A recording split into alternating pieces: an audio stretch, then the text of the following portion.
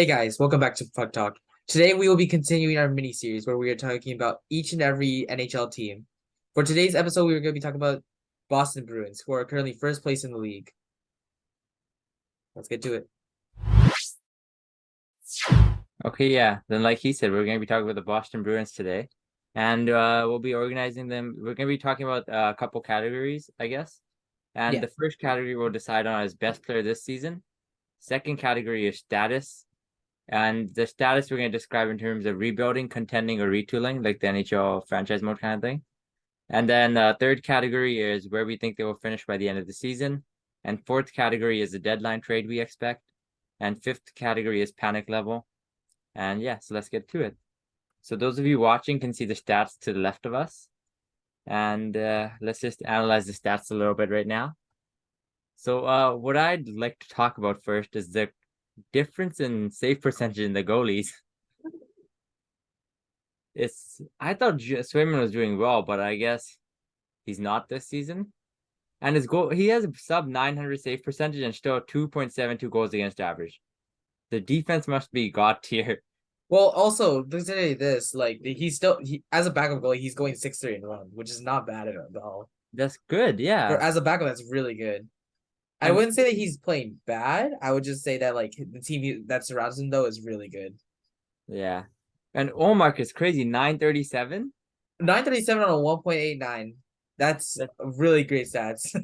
He's only lost once in regulation. Correct. Practically. Okay, so I'll say Ullmark stats because they're kind of amazing for those of you listening. So he's 18-1-1, and he has a 1.89 goals against average and a save percentage of 937. I think he has a chance at the Vezina if he keeps playing like this. Yeah, he's looking like the best goalie in the world, right? Yeah. Yeah. And then player stats, they got past deleting them. So yeah, now let's decide on who we think their best player is this season. That is really tough. Yeah, they always have this problem. They are always too good. Okay, best forward is by far Pasternak. Yeah, without a doubt. He has 16 more points than the second place player, which is crazy. I think their best player is just Pasternak. But then you can't discredit a goalie that's we can't discredit someone that's going 189 for 937. Yeah. So do we take Ullmark, the goalie? Okay, here's my take. All right, we take Ullmark just because of the fact that he only has one loss.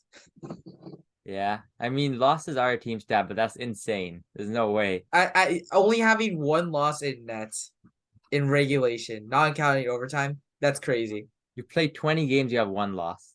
It's crazy. Like he's not used to losing. Yeah, I think I give it to Ullmark because I think if Pasternak were to go down on this team, like got injured or something, they have the players. They still have their key players in place to pick it up still.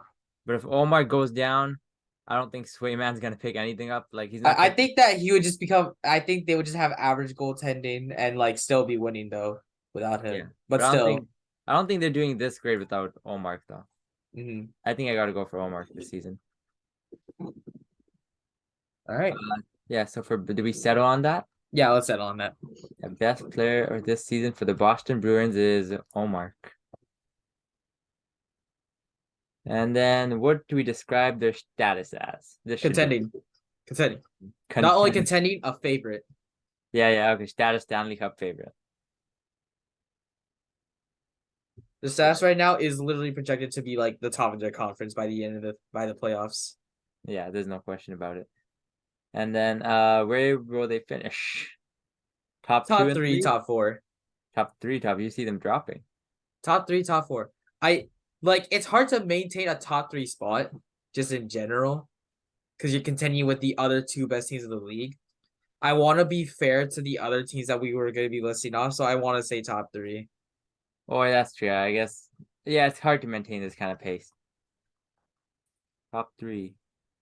And then now, what do we expect for a deadline trade from them? I don't think they should realistically trade. Their pieces have been great for about as long as I've lived. Yeah, no, I don't think they need to make a move. Yeah, but if gun to their head, they have to make something for the sake of our series. I gotta look at their cap friendly and see the draft. The only thing I don't think their forwards are a problem. I personally don't think they have a lot of problems. Yeah. Uh, yeah, I don't know. Their D looks good. What Maybe would as Boston, what would you give away to get something in return? It's not picks because they have a win now mentality. DeBrusque, maybe. I mean, at the sake for the sake of it, yeah. I could Like, see. because as right now, they're not like they don't have really any targets that they truly need right now. And the question is, what would they give up I think their for first is anything? as good as gone this year. Yeah. I think trade deadline we could write their first round pick Mhm. because there's no way they keep it this year. They have no value for it, and They have two. They literally have two options for their trades. It's trade a player for picks, which they shouldn't do because they're contending right now, or trade away their picks for a player, just like straighten something. I don't know what, but like that's about it. well, this is their last dance. That's a I good point. definitely see them trading away of their first, but like, what would they get for it? Like Not much. for the other teams in this series, we've done a player that they trade away because they're rebuilding teams. For Boston, we kind of get it. Like we gotta get a player like a top six winger, top four D-man kind of thing. Mhm. Like they'll trade away their first for sure. I think. Mhm. I think they could. Well, they don't need anything, but I think if you had to choose, I'd say a D-man Yeah, fair. or maybe a depth. Who's their second line center? Charlie Coyle. Is he good for He's second? He's okay. Huh. like this team's just overall. Oh no, Krejci is their second line center. It's crazy. This team's just really good. If we had, I don't think we can say a true player to give away because Yeah, like if they give a no, player away, that means that they're rebuilding for another season. no, If they're not. we if we say a pick, that means that they're trying to go all in right now, and they're currently trying to go all in right Yeah. now. So they do move their pick. So instead of And like saying a player for their deadline trade, I think we just say a pick. a pick, and then they get a top four D-man back. Yeah, that's Okay. about it. Okay. So for deadline trade, I'll write first round pick moved and then top four D-man back. Yeah. Okay, and for just for the people listening or Boston Bruins fans, we don't think you need a top four D-man. It's just that We think your team is good. yeah, That's why we come to this decision. Think about it like that. yeah. But like based on everything, you don't need another forward. Your forward core is solid. You don't need goaltending. Your goalies are amazing.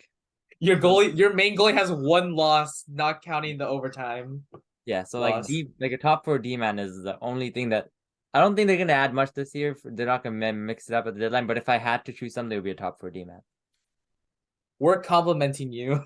Yeah, and then panic level one. Non-existent. Fans are jumping over the moon right now. Your first place, your goalie's popping off, your team's popping off. If you guys are sad, well, It's not hockey related. yeah, Panic something's going on. panic level none. Fans ecstatic. You guys will start panicking if something goes wrong in the playoffs, and that's about it. Yeah, but for now you guys are good. Yeah, I mean, there's something else that I can say I didn't expect this season from them so far. From what I said before is that I expect for them to be in a good position, not Yeah. this good, but just a good position. I thought they'd have to like barely straggle by without Marchand and McAvoy, but no, they were like prospering without them. It's crazy. All right. And I just thought this would be a cool thing to know. So they have their top two centers, Patrice Bergeron and David Krejci, signed to for 3.5 million in total. So yeah, that might explain why they're so good. It makes no sense why your top six centers should be signed for less than 4 million together. Ah, Okay, yeah. And that's it for this episode then, right? unless we have anything else. No, I think we're good. Thanks guys for watching. See you guys next time.